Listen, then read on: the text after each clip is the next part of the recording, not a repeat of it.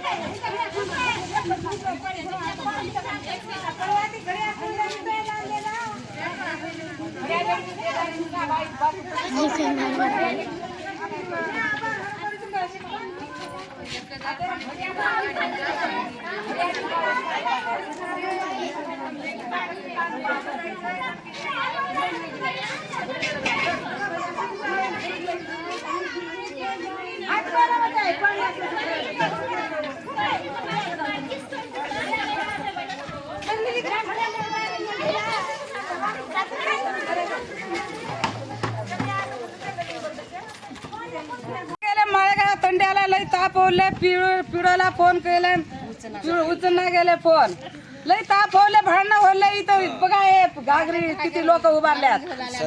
Sarpanch B बोलना गेले, कोणी पाण्याची सोय करना गेले, आम्हाला कोणी येऊन बघना झाले. पाण्याचं लई ताप झाले, टंकर तर सोडा, काय तर करा. पाण्याचं पाणी येणार तंड्याला बाया मारून ठेवलेल्या, 2 बाया लांब पडल्यात बघायचं.